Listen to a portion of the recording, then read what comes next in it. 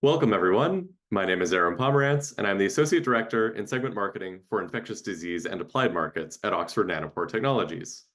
I'm delighted to welcome you all to this webinar, in which we'll be hearing from Christopher Lowe, Gordon Ritchie, and Kiki Xanthopoulou about their work on real-time bacterial outbreak investigations with nanopore sequencing and BugSeq analysis.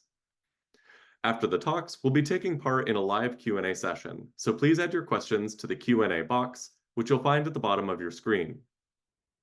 You can also upvote the questions you would most like answered, and we'll try to get through as many as we can.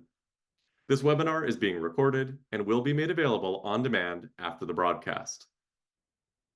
So, to kick things off, for those who may not be as familiar with Oxford Nanopore Technologies, here we see some of the features of our platform that make it a powerful tool for microbiology and infectious disease applications. Oxford Nanopore instruments are highly accessible, and we provide simplified workflows that require minimal hands-on time and offer flexible sample batching, which enables microbiology labs of any size to bring genomic sequencing capacity on-site. Nanopore sequencing offers the unique capability of acquiring sequence data in real time, without the need for fixed runtimes. Here we see an example of raw nanopore sequencing data being base called into FASTQ files, which can be investigated even while the sequencing run continues. This gives labs the ability to achieve rapid turnaround from sample to answer, which can be critical for timely infectious disease investigations and outbreak response. Lastly, the ability to generate long, accurate sequence reads provided by our latest chemistry and base calling models allows labs to resolve complete, high-quality microbial genomes, as well as mobile genetic elements such as plasmids, which can be relevant for antimicrobial resistance profiling. And these could be missed by short-read sequencing technologies that often result in incomplete, fragmented genome assemblies. Next, I'd like to briefly hand it over to Sharif Noir, Director of Sales and Marketing at BugSeq. His main focus is enabling labs to adopt and scale their sequencing through BugSeq's premium bioinformatics platform and in-house expert support. Thank you very much for the introduction, Aaron. Hello, everybody. My name is Sharif, and I'm the Director of Sales and Customer Success with BugSeq. BugSeq is a fully automated bioinformatics platform for microbiology labs trusted by clinical and public health labs. More specifically, we simplify bioinformatics by enabling labs to automate and scale their bioinformatics with accurate and actionable reports. Simply, you can upload raw data to our platform through drag and drop your files. BugSeq will then analyze your sample, intelligently determine your experimental design, and within 2-hour turnaround time, you'll receive back a tailored report as per your application. Our solutions include metagenomics, pathogen identification, outbreak analysis, 16S ITS, antimicrobial resistance, taxonomic classifications, and plasmid detections, to name a few. Not only do we provide our customers with access to our platform with unlimited data submissions, rapid insights, and the ability to make sense of all historical data, but all of our agreements entail 24/7 support from our bioinformatics and IT experts, customized reporting, and support for all of the pipeline needs. At BugSeq, we process thousands of samples a month, serving public, state health labs, and clinical labs throughout the US and abroad. Some attendees on the call may not be sequencing yet. We're happy to share that we also serve customers who are not sequencing but wish to do so through hands-on training and consulting on how to set up sequencing. If you wish to receive any details, please do not hesitate to contact us, and thank you very much for your attention. Thank you, Sharif. Now it gives me great pleasure to welcome the first presentation today from Christopher and Gordon. Dr. Christopher Lowe completed medical school at the University of British Columbia and residency in medical microbiology at the University of Toronto. He has been a medical microbiologist and infection prevention and control physician at Providence Healthcare since 2013. Within microbiology, his area of focus has been in clinical virology and molecular diagnostics, including clinical applications of next-generation sequencing. Next, Dr. Gordon Ritchie is a clinical scientist at St. Paul's Hospital in Vancouver and a clinical associate professor at the University of British Columbia. After completing his PhD in experimental medicine from UBC, Gordon spent 6 years at SKMC Hospital, Abu Dhabi as a molecular scientist and has been at St. Paul's Hospital for the past 16 years. Gordon has over 10 years of experience using next-generation sequencing techniques for molecular diagnostics and has several publications using NGS for bacterial and viral whole genome sequencing and targeted amplicon sequencing for antiviral drug resistance testing. Welcome, Christopher and Gordon.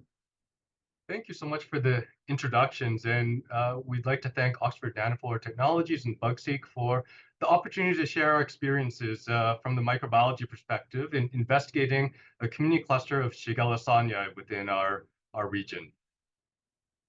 First off, disclosures. We don't have any relevant conflicts of interest for this presentation, but of course, we do use Oxford Nanopore Technologies within our clinical microbiology lab, as well as BugSeq as one of our bioinformatics tools.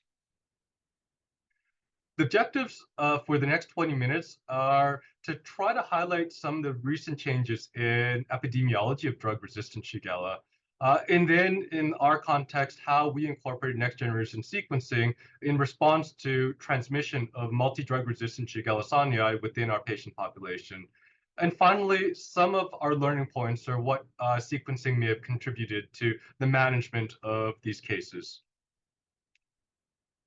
I know this is likely not unfamiliar for our audience, and Shigella, is a gram-negative bacteria within Enterobacteriales with 4 different species. Within, textbooks, I think it's commonly described as a self-limited course with mild gastroenteritis. Severe disease can be present, specifically colitis or bacteremia, but within reports, it is often described as a very, very rare clinical presentation.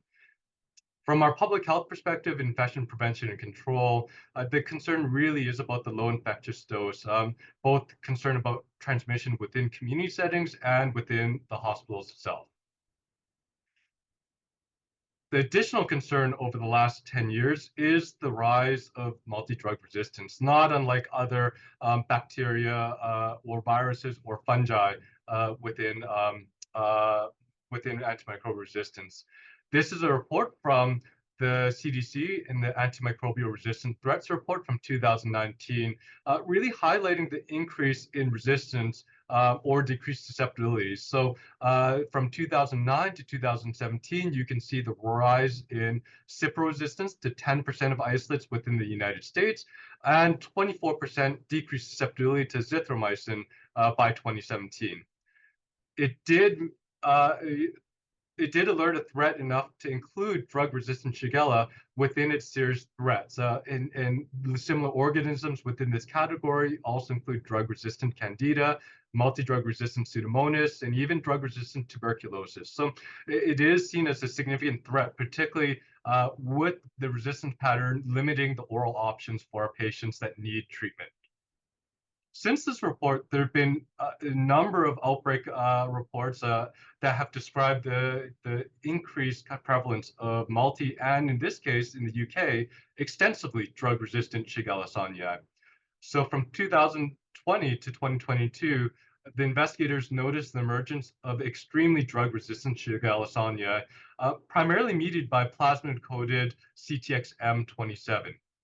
I think one of the biggest concerns they noted in this report was that this particular cluster was also associated with resistance to mostly all first-line antimicrobial agents, including trimethoprim, sulfamethoxazole, fluoroquinolones, and macrolides.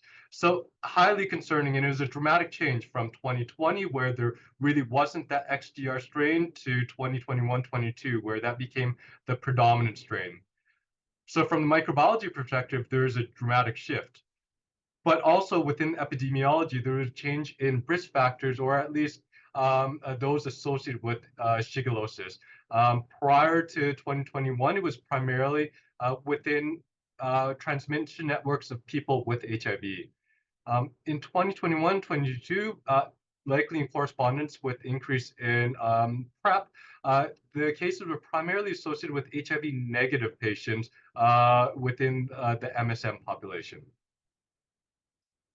Within North America, a similar description, including genomic analysis, was described in Seattle, Washington. And this time, it was actually parallel clusters or outbreaks of both Shigella sonnei and Shigella flexneri within the community. very interestingly, based on genomic analysis, they infer that the initial introduction of Shigella might have been from potentially an international network transmission, but the sustained transmission over time was maybe not associated with sexual transmission, but actually potentially more so with transmission within people experiencing homelessness and transmission by the fecal-oral route.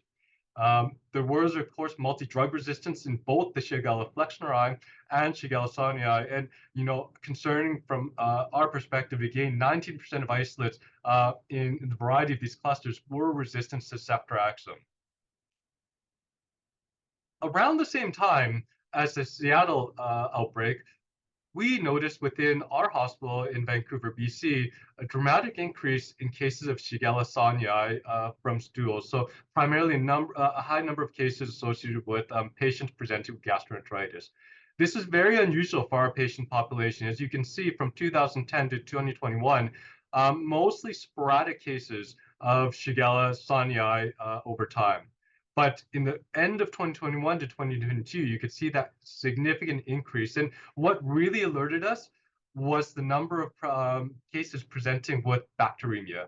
And that's actually what spurred our microbiology lab to do additional investigations, including sequencing, to really get further information of why this was happening within our community. And to give context for those listening, St. Paul's Hospital and our hospital that we serve is in Vancouver, British Columbia. We are an academic tertiary care hospital affiliated with the University of British Columbia. We do serve a vulnerable population in downtown Vancouver. This is a community with a high density of persons experiencing homelessness, persons who inject drugs, and people living with HIV. We do have a full service microbiology and virology lab. And at the time of the cluster, we did routine stool cultures with traditional cultures. But in response to increased cases of shigellosis, we did introduce multiplex PCR testing from stool, which has more or less become a standard in our laboratory. For invasive cases of bloodstream infections, we do have direct MALDI-TOF for blood cultures, which is perhaps not as effective for Shigella, given its identification E. coli versus Shigella, but we do that for rapid identification. We also do direct rapid distaffusion susceptibility testing. Given that we have a full service virology laboratory as well, we have had some experience with sequencing, and my colleague, Dr. Ritchie, will describe some of the context of our sequencing, mostly with hepatitis B and CMV for next generation sequencing. Dr. Ritchie? Okay, thank you, Chris. Well, I'm going to describe how we do whole genome sequencing and the bioinformatics for our Shigella samples. At St. Paul's Hospital, we've been doing next generation sequencing for over 10 years now. We started on the Roche 454 to detect hepatitis B drug resistance mutations by amplicon sequencing. And in 2015, we switched this amplicon sequencing to the Illumina MiSeq. And we also started doing whole genome sequencing. There were a number of cases of Corynebacterium diphtheria at that time, causing cutaneous infections in the low-income population of Vancouver. And we were able to show by CG MLST that a single molecular strain was responsible for these infections. We started using the Oxford Nanopore in 2019, and we collaborated with BugSeq to develop an assay for detecting drug resistance mutations in CMV by amplicon sequencing. And this technology was found to be very sensitive at detecting resistance in our transplant patients. Recently, we've started doing whole genome sequencing, working with BugSeq to investigate the Shigella sonii cases in Vancouver. Next slide. Yes. Sorry. So we started using the Oxford Nanopore When we started using the Oxford Nanopore, we used the MinION plugged into a Windows laptop computer. However, we did find that it took quite a long time to do the base calling, especially for whole genome sequencing. However, it is possible to send the raw data to BugSeq and have BugSeq do the base calling for you. We wanted to expand our sequencing capacity and also do the base calling in-house, so we acquired the GridION. The GridION has the advantage of a much faster GPU for base calling, so it can keep up with the sequencing. Next slide. The first consideration for whole genome sequencing is how to do the DNA extraction. And the method of DNA extraction really depends on the type of bacteria and whether one needs ultra-long reads or not. So DNA from Shigella is very easily extracted. We grow up our Shigella isolates in Blair broth overnight and then extract on the MP24, the Roche MP24 shown here. Some other bacteria, such as gram-positives, may pose a problem since the cell wall is quite difficult to break and release the DNA. For example, we're also looking at Corynebacterium ulcerans cases in Vancouver. And this bacteria does require some pre-treatment to release the DNA. So we do a bead lysis for two minutes. This releases the DNA, and then we put the sample onto the MP24. This may shear up some of the DNA, resulting in shorter reads. However, we still get an N50 of 6 to 7 kilobases and can assemble the entire genome in a single contig. There are other gentler methods of releasing the DNA, such as prolonged incubation with lysozyme and proteinase K, and probably gentler extraction methods compared with the MP24 if one does need the ultra-long reads. Next slide. Once we have the DNA, we use the native barcoding library kit to multiplex our samples, and it takes about 2 hours after the DNA is extracted to do the library preparation. The first step is DNA repair. This repairs any nicks in the DNA and prepares the ends of the DNA fragments for the subsequent ligation steps.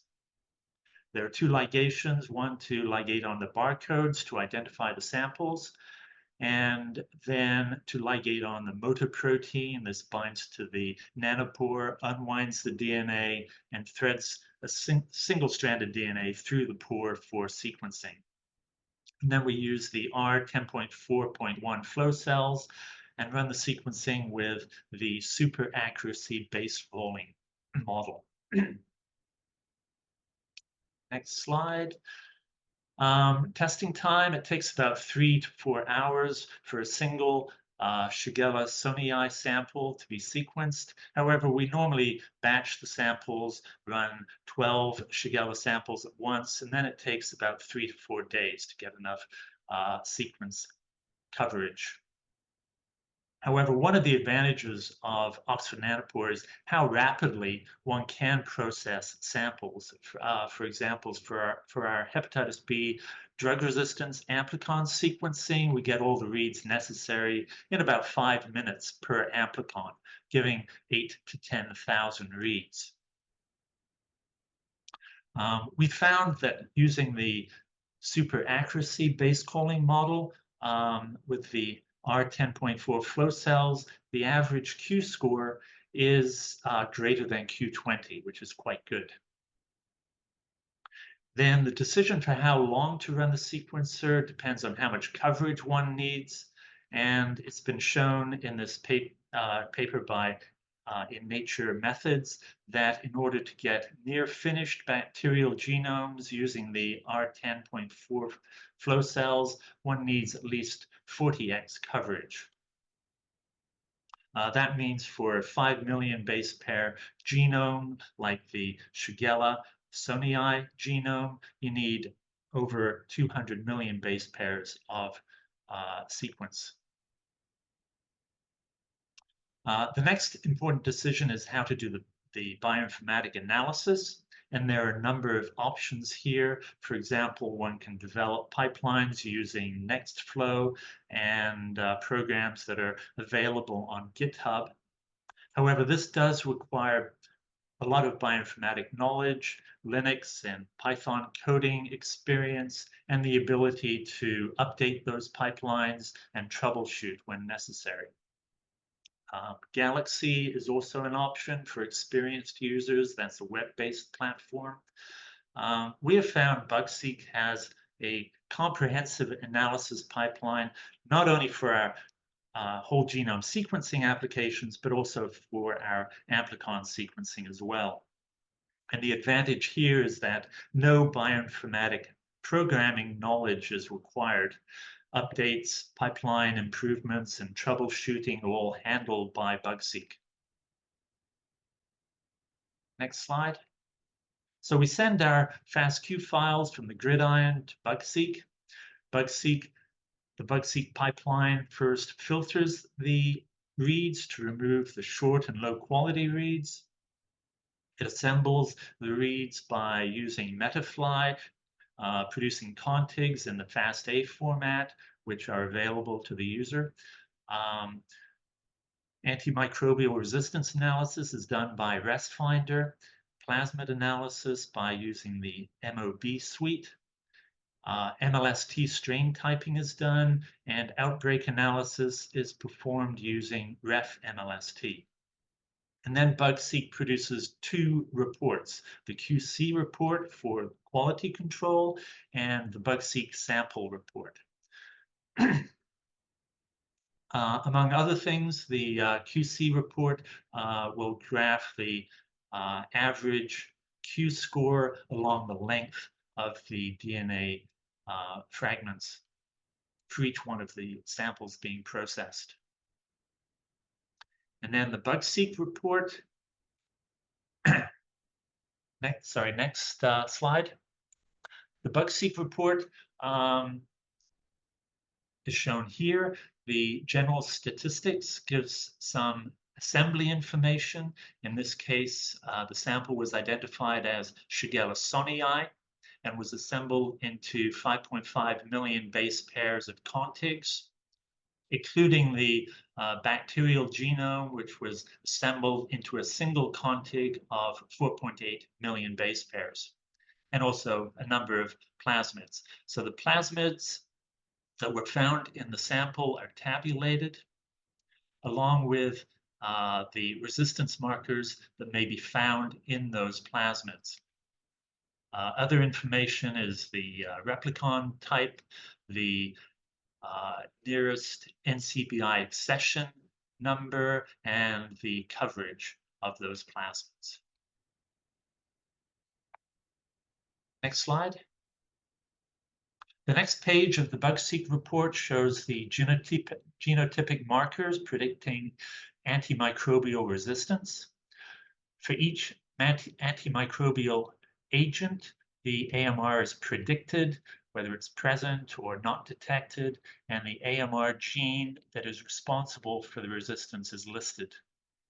So this includes the AMR genes found on the plasmids and in the genome, and any mutations in the bacterial genome that are known to cause AMR resistance, such as the S83L mutation in the GyrA gene, which is shown here to be a predictor for ciprofloxacin resistance. Next slide. Another really nice analysis on BugSeq is the outbreak analysis feature. And this uses a variation of CGMLST called RefMLST to see how related the isolates are at the genomic level. So this is the Excel output from BugSeq that we're looking at. And we have a number of Shigella samples compared with the reference sequence, the GCF sequence at the top here. The analysis looks at the number of allele differences between the isolates. So for the isolates in our Shigella sonii cluster of cases, there are less than 20 allele differences between each isolate and at least one other isolate in the cluster, which indicates the close relatedness between these isolates.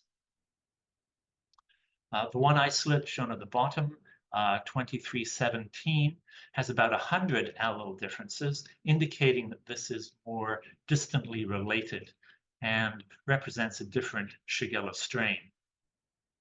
Again, one needs good coverage to do this kind of analysis. Greater than 40x coverage is required to reduce the number of errors. Any error will potentially show up as another allele difference. And with that, I'll send it back to Chris. Thank you, Gordon. I think with all this whole genome sequencing data, we've learned several important lessons about our local cluster. One of the interesting findings was that we had assumed that there might have been relatedness between the outbreak in Seattle and our cluster of cases within Vancouver. We had geographic proximity as well as similar epidemiology with risk associated with persons experiencing homelessness. Interestingly, although Seattle did have 9 different clusters, their primary cluster that occurred around the same time was different from our single clonal cluster, the 3.6.1.1.2. So that was interesting finding in itself, with the introduction likely unrelated to our colleagues in Seattle. But the identification of a single cluster did help inform management. It did help in a number of ways, one of which is how we manage patients presenting to our emergency department with gastroenteritis due to shigellosis. Knowing that it is a single cluster of the same multi-drug resistant strain enabled our antimicrobial stewardship team to provide more specific empiric guidance or empiric treatment options for our emergency department physicians. You can imagine in this patient population, it can be sometimes difficult to treat. They may not stay in hospital or in the emergency department for long periods of time. They may not want to submit stool. And so having this knowledge that it was a single cluster to inform empiric management did help get patients who needed treatment onto the appropriate treatment. It, of course, also informs preventative management within the community in terms of whether to focus on certain areas or on hygiene and sanitation. So identification of a single cluster has helped within treatment and within potential prevention of transmission of shigellosis. We also learned quite a bit about antimicrobial resistance, and particularly the genomic predictors of resistance. As Gordon had mentioned regarding the report that in an investigation of antimicrobial resistance, we do get quite a detailed report. And it was reassuring that the phenotypic testing did match and was concordant with genotypic predictors of resistance. In our cluster, unfortunately, it was multi-drug resistant associated with beta-lactam or ampicillin resistance, trimethoprim sulfamethoxazole, ciprofloxacin, and azithromycin. One of the interesting findings that we did notice was in 2 of our outliers, and by what I mean outliers are, we had 2 cases of patients with Shigella sonnei, but they were associated with travel outside of Canada. And they actually had each of them had only one predictor of resistance for ciprofloxacin. And I think in that context, I think it still leaves for further investigation of what the relevance or the clinical impact of having 1 or 2 or 3 genomic predictors resistant for Cipro predicting actual resistance to fluoroquinolones. I think what also helped was that the sequencing data also enabled us to interrogate genomic predictors of resistance for antimicrobials we may not routinely test as first-line agents within a clinical microbiology lab. Within the CLSI M100, there are those tier 4 agents that are not routinely recommended, such as tetracycline and carbapenems. But if we run into issues with multi-drug resistance and potentially ceftriaxone resistance, those antimicrobials become increasingly more important for management. One of the other things that we've been exploring is pipmecillinam, which as a caveat is there are no CLSI recommendations for Shigella, only for E. coli in urine cultures. But pivmecillinum is a recommended second-line antimicrobial through the World Health Organization. And as we experience or notice more multi-drug resistance and extensively drug resistance, this agent may become increasingly important in management when there are no agents left. A side topic that we were involved in, more of a research project, was that prior to our Shigella sonnei cluster, we noticed Shigella flexneri clusters as well, and our veterinarian colleagues were investigating Norwegian or Norway rats within the same community, and they identified Shigella flexneri. And the question posed was, is there relatedness between what they identified in rats and our clinical cases presenting to our hospital? So Dr. Ritchie, using the whole genome sequencing analysis of Shigella flexneri, identified 2 unique insertion sites in the human cases presented in our hospital. And utilizing that, he created a PCR for both insertion sites. And very surprisingly, we did identify that those same 2 unique insertion sites within rat intestines of rats isolated in this community. So this helps us infer potential relatedness, potentially providing an additional piece of information suggesting transmission by the fecal-oral route rather than the traditional routes of sexual transmitted infections. But of course, given this, we can infer directionality of transmission, that either humans gave the Shigella to rats or vice versa, that the rats were the vectors transmitting to humans. So in conclusion, sequencing technology is becoming more accessible and more approachable for clinical microbiology and virology laboratories. I think that there still requires a significant amount of molecular expertise, but it is becoming more accessible and could provide utility for clinical microbiology and virology laboratories. Historically, bioinformatics has always been a bottleneck for clinical microbiology labs. We do not have a dedicated biostatistician or bioinformatics expert. And programs such as BugSeq, which enables analysis of plasmids, AMR genes, and outbreak analysis, it does provide information and data that we could not do ourselves based on our previous experience with just amplicon sequencing for hepatitis B or C and D. And this application of next-generation sequencing data helped really complement our routine microbiology workup with Shigella sonnei to help our clinical providers in the emergency department and antimicrobial stewardship, and also help describe the changing epidemiology of Shigella sonnei and invasive Shigella sonnei within our patient population. We both really want to thank everyone so much for your attention, and if there are any questions, we're happy to answer them via, we're happy to answer questions by email. We're unfortunately unable to attend the question and answer period as we are in a concurrent conference today. So thank you so much for your time, and we hope you enjoyed the session. Thank you both for that excellent presentation. I would now like to introduce Kiki, who is going to give our final presentation. Dr. Kiki Xanthopoulou is a postdoctoral research fellow at the Institute of Medical Microbiology, Immunology, and Hygiene at the Medical Faculty of the University of Cologne in Germany. Her work focuses on the contribution of mobile genetic elements to the spread of antibiotic resistance determinants and the use of long-read sequencing in the investigation of plasmid outbreaks and the molecular epidemiology of nosocomial pathogens. Kiki completed her PhD at the University of Cologne, where she investigated the clonal dynamics of antibiotic-resistant nosocomial pathogens and antimicrobial resistance genes acquired by horizontal gene transfer. Welcome, Kiki.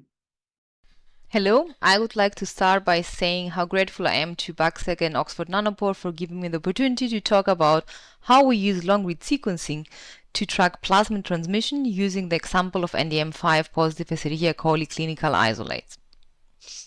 Classically, bacterial outbreaks are defined as a transmission of a strain between 2 or more individuals where an epidemiological link is likely. Outbreaks of multi-drug resistant bacteria, but also susceptible to antimicrobials, compose a serious threat, especially to susceptible patient populations. Numerous studies have already reported the clonal dissemination of isolates within or between wards, but also within or between different hospitals. However, another important factor that contributes significantly to the rapid spread of antimicrobial resistance is horizontal gene transfer. Horizontal gene transfer includes mainly three mechanisms. The first mechanism is transduction, a form of DNA exchange facilitated by bacteriophages.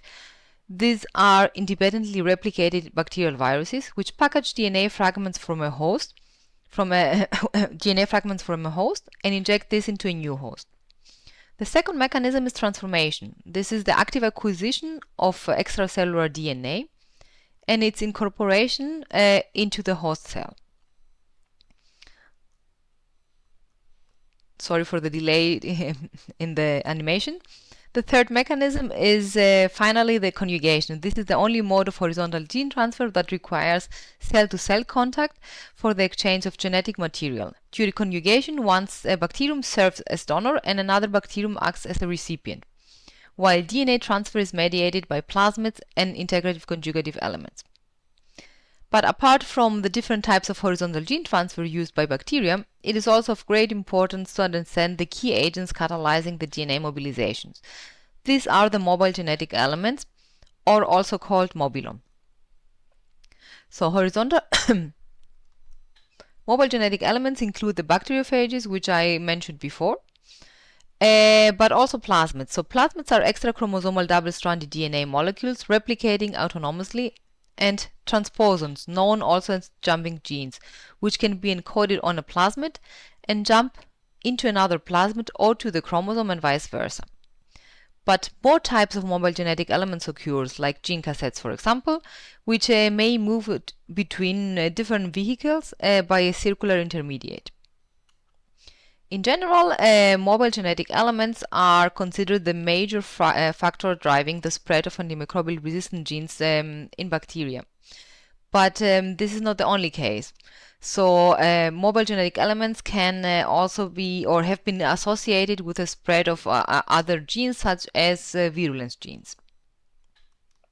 So now I will move to the carbapenemase New Delhi metalloenzyme. This is a class B metallo-beta-lactamase, leading to a resistant phenotype to carbapenems.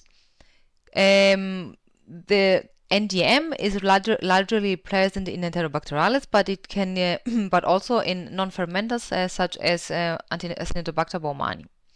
Currently, there are 62 variants of the NDM carbapenemase listed in the beta-lactamase database. And NDM5 is one of these variants, differing from NDM1 by one amino acid substitution. NDM5 was first time reported or recovered from an ST648 isolate, Escherichia coli isolate, recovered from a patient with travel history to India. The NDM5 in this case was harbored by an INCEF plasmid, which was bigger than 100 kb in size.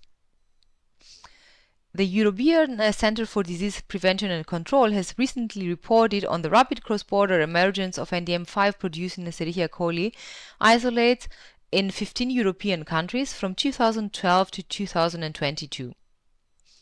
The metallo-beta-lactamase NDM5 in Germany has been detected with a continuously increasing trend since 2023. So in 2022, 278 Enterobacterales isolates have been detected compared to 107 reported in 2022 to the German reference center for gram-negatives. Detection has therefore more than doubled between 2021 and 2022. Aim of the present study is to investigate the clonality and genetic background of NDM5 among Escherichia coli isolates within a German hospital. So I will explain you shortly or present you shortly how our lab is set up. So the hygiene team of our hospital, together with the outbreak management laboratory, has started about 4 years to collect 4 MRGN isolates. 4 MRGN isolates are gram-negative bacteria resistant to 4 groups of clinically relevant antibiotics, and these are carbapenems, 3rd and 4th generation cephalosporins, fluoroquinolones, and penicillins. This retrospective collection helps to detect transmission events that might have not been detected by the hygiene or microbiology department or team of the hospital, and monitor systematically the spread of foreign RGN in the university hospital. The foreign RGN isolates are being then subjected to whole genome sequencing using by default the short-read sequencing technology on a MiSeq platform. For a selection of isolates, of these isolates, long-read sequencing is performed, in addition using the MinION platform. Genomes are being assembled using either only short reads, or where available, long reads are also used and then being polished with short reads if needed. Subsequently, the assembled genomes are used for core genome MLST analysis. So briefly, in case you're not familiar with this typing method, core genome MLST can distinguish between the epidemiologically related and unrelated isolates by comparing several thousands of alleles. Sequence type is also assigned to the isolates using the different multi-locus sequence typing schemes available for the different bacterial species, while the resistome and the plasmidome of the isolates is investigated using the ARMFinder database or ResFinder and Plasmid Finder also. Genomes are annotated using an automated pipeline, for example BACTA, and the plasmids harboring resistant genes are compared in order to identify and detect if they are related. So in the present study, a total of 5 NDM-positive Escherichia coli isolates have been collected in a German university hospital between November 2022 and July 2023. The isolates were recovered from 4 patients. Patient 1 was admitted to the hemato-oncology department of the hospital in November 2022, and was the patient was coming from Russia. The patient was screened on admission as part of our foreign screening. Patient 1 was then turned positive was colonized with a foreign RGN Escherichia coli isolate on admission in November 2023. And in February 2023, this pathogen was also detected in the patient's blood culture. Both isolates had the same sequence type according to MLST typing. From patient 1, also an NDM-positive Escherichia coli isolate was recovered in April 2023. Patient 2 was hospitalized also in the hemato-oncology department, but also infectious disease ward. Patient 3 was hospitalized in a general surgery ward in May 2023 and was also tested positive for a carbapenem-resistant Escherichia coli encoding an NDM5. Finally, we tested positive, and patient 4 was tested positive on a hospital admission for an NDM5 Escherichia coli in July 2023. Apart from the 2 isolates recovered from patient 1, colored in green here, the Escherichia coli isolates were assigned to different sequence types according to the Achtmann MLST scheme. The isolates have been sequenced using the MiSeq platform for a start, and their molecular epidemiology has been analyzed by core genome MLST. The E. coli isolates recovered from the rectal swab from patient 1 in November 2022, and later on from a positive blood culture from in February 2023, were identical by core genome MLST. And as you can see here on the right bottom of the screen, the isolates were identical and did not differ in any allele. So the isolate colonizing initially the patient led to a bloodstream infection a couple of months later, highlighting by this the high clinical relevance of early detection of multi-drug resistant pathogens. Comparison of the 4 strains among them using core genome MLST analysis revealed that the strains differed up to 2,300 alleles. and were therefore considered unrelated, and by this clonal transmission between patient 1 and 4 could be dismissed. Using long-read sequencing now, data, we identified that the NDM5 carbapenemase was encoded on on a multi-replicon plasmid in all 4 strains. The table shown here in the slide gives you an overview of an overview of the antimicrobial resistant genes encoded on the multi-replicon plasmids. So you see here highlighted in red the NDM5, which was present, as you can expect, on all 4 plasmids. But what you can see here is also that the isolate shared additional resistant genes. So you can see that, for example, one of this is CTXM15. So the plasmid shared the NDM5. As I said before, they shared also the same replicons. But what we can see here from the 5th column here on the right side of the slide, of the screen, is that the plasmids they differed in size quite a lot. So we have plasmids with quite similar size, 130 kb, so the plasmid from patient 1 and 4. But the other 2 plasmids, there were quite big differences in size. So we moved on our analysis by using the mob suite tool, which is implemented in the BugSeq platform. So BugSeq is an automated bioinformatic platforms for microbiology labs, and therefore in there we have the tool, the software mob suite implemented, which is a software tool for clustering plasmids. And this identifies that the plasmid, and using this we identify that the plasmids from patient 1 and the plasmid from patient 3 had the same cluster ID, which indicated that the plasmids were similar between the 2 patients, although they're different in size, in about 27,000 base pairs. So we moved on and we continued our analysis using our plasmid in-house workflow, and we compared the NDM encoding plasmids of all 4 E. coli strains, which confirmed that the plasmid share antimicrobial resistant genes and also their replicons, as you can see here highlighted with red arrows. But the plasmids from patient 1 and 3 shared, in addition to the antimicrobial resistant genes and replicons, also the same backbone, as you can see here in the figure. As the 2 plasmids shared the same backbone, they were considered also by our in-house workflow, plasmid analysis workflow, closely related, as it was also already indicated previously by the mob suite tool implemented in BugSeq.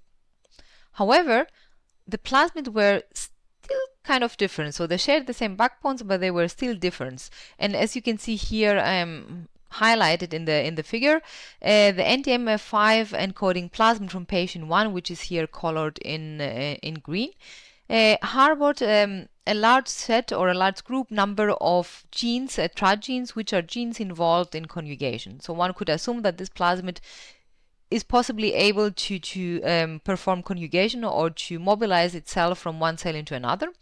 But what we see here is from this plasmid card, comparative plasmid card, is that the plasmid from patient 1, colored here in blue, is missing this set of genes, and one could speculate that this gene might not be able to conjugate, but this needs to be still proved by wet lab experiments. So it's work is following. To conclude, our findings revealed the presence of the carbapenemase NDM5 encoded on multi-replicon plasmid in 4 unrelated Escherichia coli strains.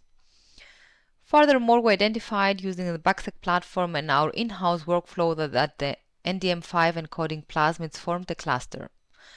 Finally, our data underline the crucial contribution of whole genome sequencing and especially long-read sequencing in tracking bacteria and plasmid spread, and how this strengthens surveillance measures. Last but not least, I would like to thank my colleagues for their contribution and great support and help in the present work. And especially, I would like to thank Rocio Arazo del Pino, who is the one performing all the wet lab experiments in this project and also the in silico analysis. So thanks a lot for this, Rocio. But also I would like to thank Paul Higgins for the continuous support. And of course, I would like to thank you for your attention, and I'm very happy to take your questions. So that's all the time we have for today for this session, but I just wanted to extend a very quick thank you to all of our speakers today for sharing your fantastic work. Thank you again, Kiki and Sharif, for taking part in this live Q&A session as well. Thank you. So that leads me to say a final thank you for joining us today. This webinar, along with all of our previous broadcasts, are available for you to watch on demand, so please visit the Oxford Nanopore website to check them all out. You can also find more information about our upcoming webinars and knowledge exchanges at the Nanopore website.